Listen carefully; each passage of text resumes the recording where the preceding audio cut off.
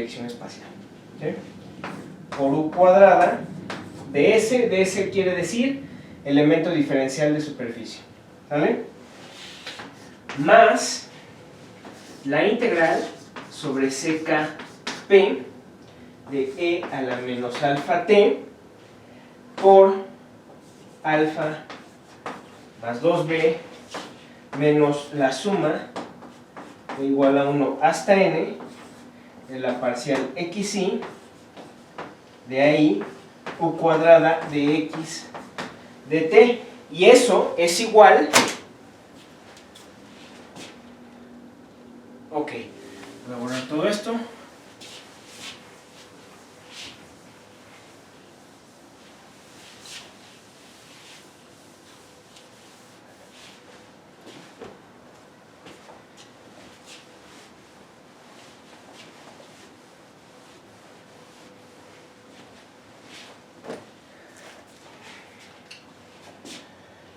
Y eso es igual a la integral sobre la base del cono de u0 al cuadrado de x más la integral de c kappa p por 2e a la menos alfa t por u por f de x de t. Ajá.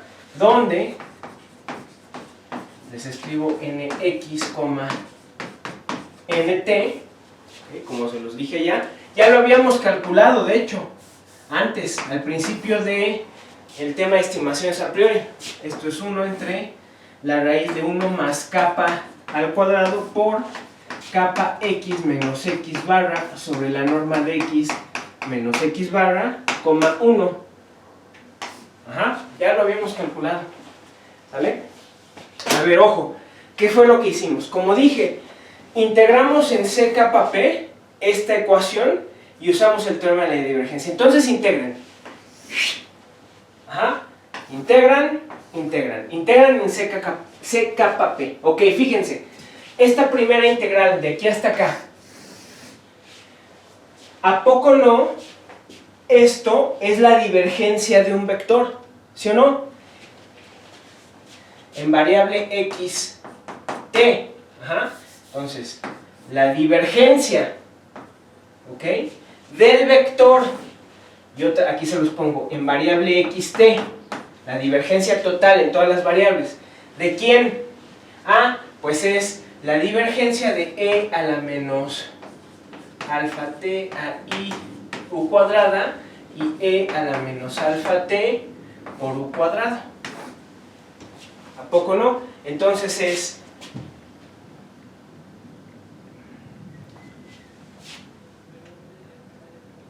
aquí estoy abusando de la notación, pero esta i, cuando lo escribo así solo nada más, me refiero en sí, déjenme ponerlo para que no se confundan, esto es en sí de i igual a 1 hasta n, ¿no? O sea, este es un vector de orden n más 1 componentes, ¿va? Entonces fíjense, aquí hay n componentes y aquí corresponde, como son las primeras, corresponde la divergencia puramente espacial, ¿ok?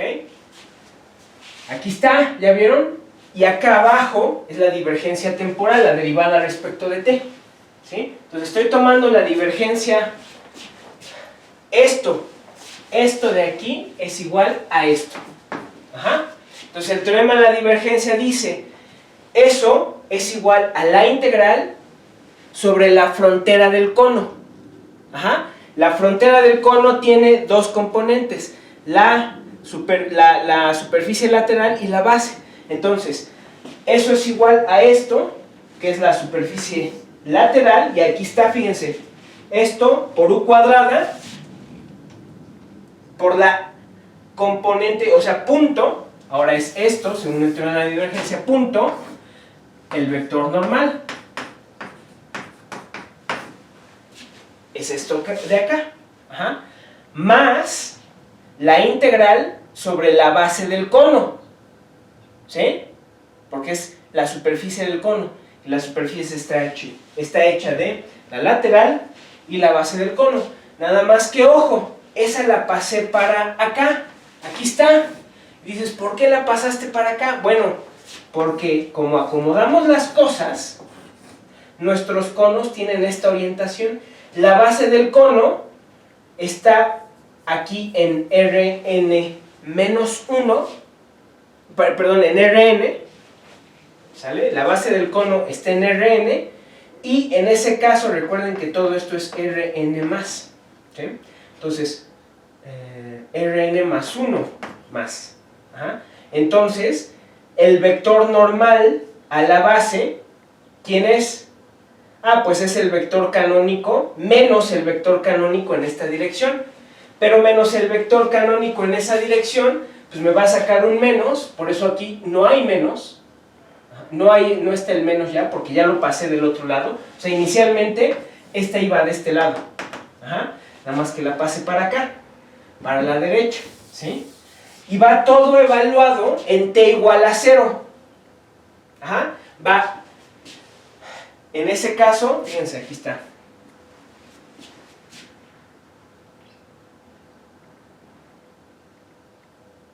Sí, aquí está. En ese caso, el vector normal es 0 menos 1, ¿no? Y fíjense, esto por esto 0, y me queda menos esto nada más, ¿ok? Pero evaluado en 0, porque estoy en la base. Ajá, entonces este término no aparece, y u en x, 0 al cuadrado es u0. ¿Sí? Ahí está el teorema de la divergencia, más esta integral. Se respetó, no le apliqué nada, ¿ok? Más la integral del lado inhomogéneo. ¿Sí? Déjame ver la hora. ¿Ok? Entonces fue el teorema de la divergencia, no hay más truco ahí que eso. ¿Va?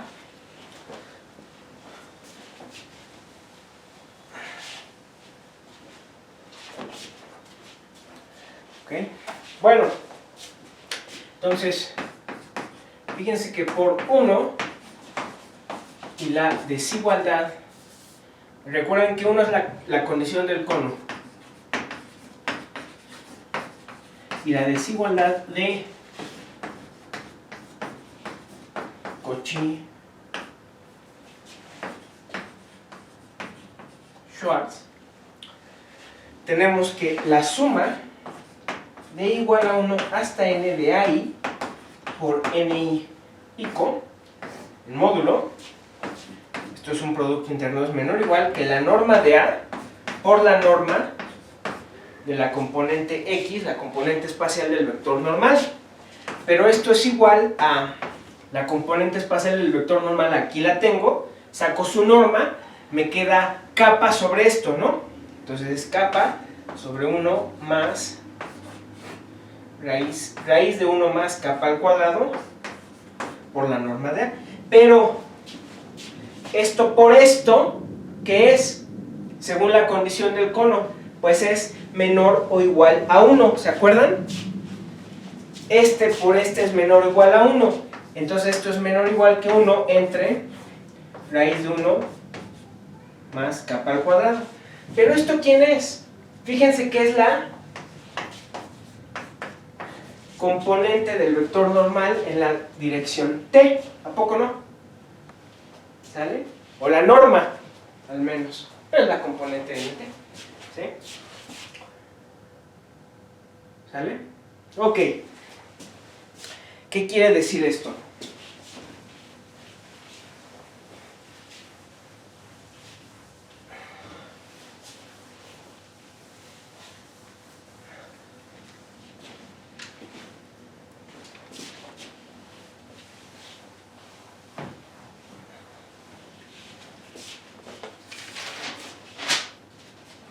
¿Qué quiere decir eso? Que entonces 0 es menor o igual que la suma de igual a 1 hasta n, de ahí por n y pico, más la suma de igual a 1 hasta n de a i por n y pico. Esto es trivial, ¿no?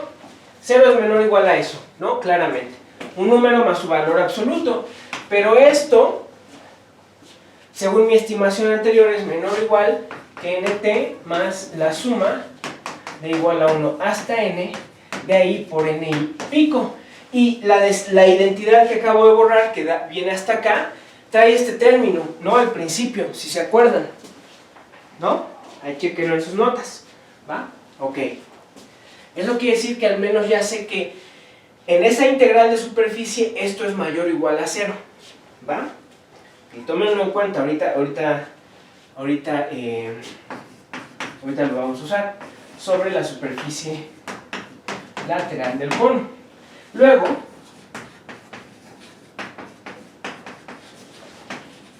escogemos alfa, tal que alfa más 2b, también lo borré, pero ahí lo tienen, estaba por aquí, alfa más 2b menos la suma de igual a 1 hasta n, de la parcial xy de ahí es mayor o igual a 2 en c kappa p. Ok, ¿puedo encontrar tal alfa? ¿Puedo encontrar tal alfa, señores? La respuesta es sí. ¿Por qué?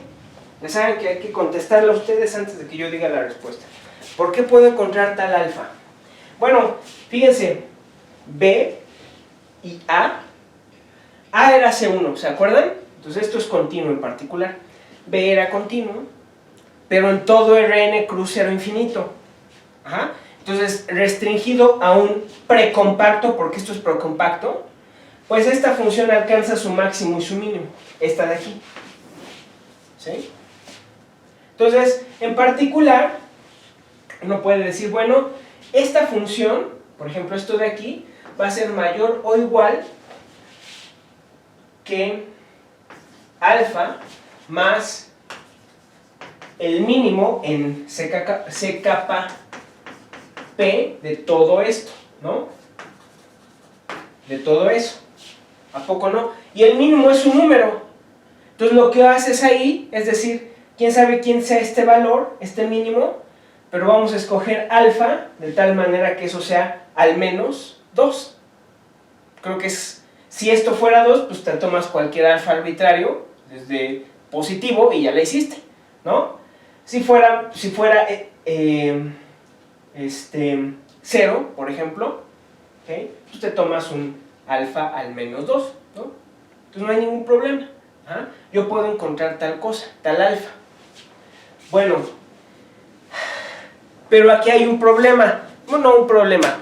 Quiero que me expliquen o que se expliquen por qué en el teorema le puse que este alfa que lo estamos escogiendo positivo, va a depender de la norma en el espacio C1 de A y la norma del supremo de B. ¿Por qué? Entonces ahí va la respuesta, pues aquí lo dice. Recuerden que la norma en el espacio de funciones C1 es la norma de la función, la norma infinito de la función más la norma infinito de las derivadas.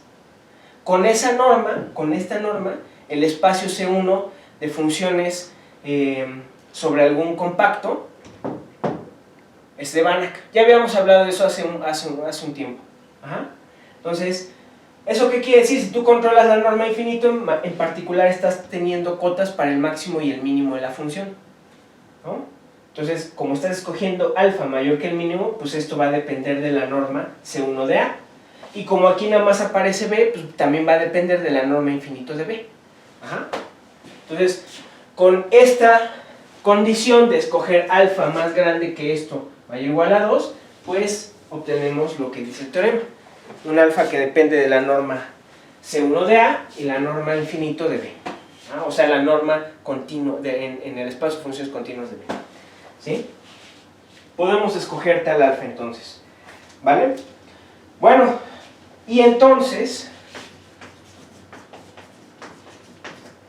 tenemos que...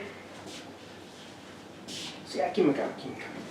2 por la integral de c kappa p por e a la menos alfa t por u cuadrada de x de t es menor o igual que la integral sobre la base de u0 al cuadrado de x más la integral c kappa p de 2 por e a la menos alfa t por u por f de x de t. Ahí está, ¿por qué? Entonces, otra vez es lo malo de tener estos pizarrones pequeños. Acuérdense de la identidad que venía desde acá hasta acá. Ajá. Véanla en sus notas. La primera de las integrales, que era la integral, aquí no, está bien. Sí, la primera de las integrales que aparecía en esta identidad, la que venía desde acá, es una integral de superficie sobre la lateral del cono. Pero esa lateral del cono, aquí está, esa lateral del cono era este factor por u al cuadrado por e a la menos alfa t. ¿Ok? ¿Sí o no? E a la menos alfa t por u cuadrado es no negativo. Y si esto es no negativo, pues eso quiere decir que esa integral de superficie es no negativa. Ajá. Esa integral de superficie es no negativa. Entonces, y fíjense, y luego, después de esa integral de superficie, venía la integral sobre c kappa p, que involucraba a este factor. ¿Sí? Pero nosotros lo estamos tomando de manera que sea mayor o igual que 2. Entonces, esa integral de superficie, imagínensela, más ese factor que teníamos acá, es mayor o igual que 2 veces esto. Porque esto es mayor o igual que 2 veces, que 2, lo mismo, ajá, y la otra era mayor o igual a 0. ¿Sale? Entonces véanlo, esto, otra vez, esta última desigualdad no es más que consecuencia de usar esto y de usar esto en la identidad que venía hasta acá. Yo sé que si la escribiera aquí otra vez, pues ya no hay problema. Pero es estar perdiendo mucho el tiempo. Ustedes la tienen en sus notas, ¿sí? De ahí sale esta estimación, ¿va? Entonces fíjense que ya casi, pareciera que ya casi salió lo que queríamos, pero todavía falta, porque yo no quiero esta interacción de término UF. Ajá. Yo quiero, en sí, yo quiero sacar la f al cuadrado, no la f, y yo no quiero u de este lado. Entonces lo que vamos a usar es lo que se llama la desigualdad de Cauchy con peso. Que a fin de cuentas en este caso es trivial, ¿sí? Y me dice, ¿y cómo? La integral sobre c kappa p por 2e a la menos alfa t uf de x de t es menor o igual que la integral sobre c kappa p de e a la menos alfa t u cuadrado de x de t más la integral sobre c kappa p e a la menos alfa t f cuadrada de x de t. Fíjense, esto es menor o igual a esto. ¿Por qué? Pues simplemente estoy usando lo que otra vez le llamamos desigualdad de Cauchy con peso, que en este caso es 2 veces por u por f, pues es menor o igual que u cuadrado más f al cuadrado. ¿Sí o no? Esta desigualdad no es más que una consecuencia de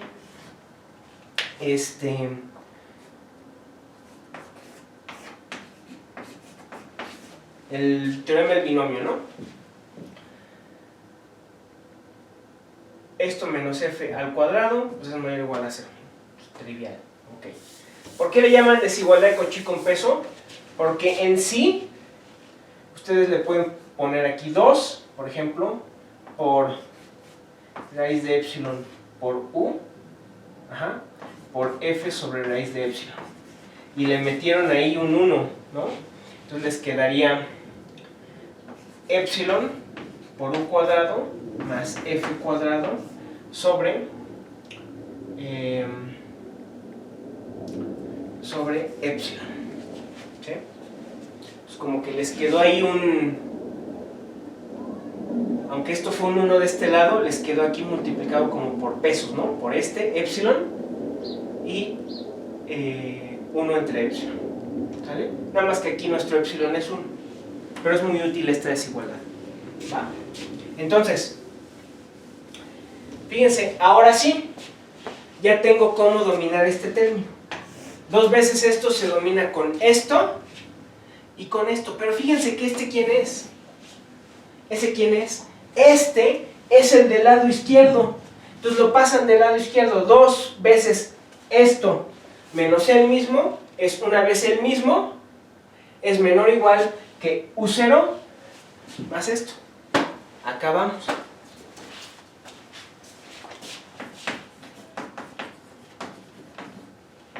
Por lo tanto, obtenemos el resultado.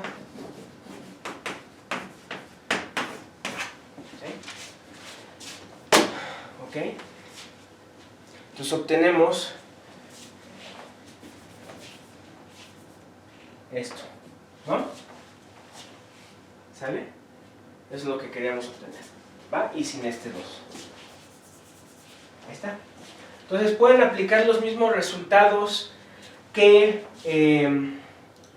de unicidad y estabilidad que aplicamos para el caso de norma infinito, pero fíjense, por ejemplo, quieren probar unicidad. Se agarran 2 soluciones, suponen que hay 2 soluciones de la misma ecuación con la misma condición inicial. Entonces, la resta satisface el problema homogéneo, es decir, con F0, y esto se anula, y con U0, 0. Entonces esto me está diciendo que esto, que de entrada es no negativo, es menor o igual a 0. Y como esto, lo de adentro es una función continua, aquí, en este conjunto, en ese abierto, entonces, que es no negativa, por continuidad, debe ser 0. ¿Sí? Debe ser 0. ¿Va? ¿Y eso qué quiere decir? Que U1 menos U2 es 0. Y pueden probar también la estabilidad, pero ahora les va a quedar en norma L2. Ajá. Entonces les va a quedar F1 menos F2, U01 menos U02, U1 menos U2. ¿Va? Entonces más bien ahora dependes no de que las condiciones iniciales y de que la inhomogeneidad estén cerca en norma infinito, sino que estén cerca en la norma L2. ¿No? ¿Ok? Entonces, esta es otra manera de obtener una estimación a priori. ¿Cuál es la que requiere el problema? Eso lo determina el problema. Por eso siempre es un poco importante saber de dónde viene su ecuación, ¿no? Saber un poco de física. No digo que tengan que saber toda la teoría física, pero saber qué significa cada término. ¿Ah? Porque si en la ecuación de Schrödinger empiezan a buscar estimaciones a priori en la norma infinito, como le hicimos, jamás van a encontrar nada. ¿Ok? Entonces, en este problema que nosotros estudiamos, es suficientemente fácil para que podamos encontrar los 2 tipos de estimación, pero realmente es porque es un ejemplo didáctico, nada más por eso, ¿no? En la tarea les estoy pidiendo que encuentren otras 2 estimaciones a priori, una para la ecuación que estudiamos tal cual, pero la estimación a priori en la norma infinito está modificada, y la segunda es una estimación a priori en norma L2 con otro método, ¿sí? Que es con la desigualdad de Gromwell, que tienen que probar ahí. Y es con el caso en el que la B, si mal no recuerdo, es 0. No me acuerdo bien. Pero la B es 0, me parece. ¿Okay? Bien, vamos a dejarla aquí. En este caso, ya acabamos otro bloque y vamos a empezar con el tema de leyes de conservación y soluciones débiles. Gracias.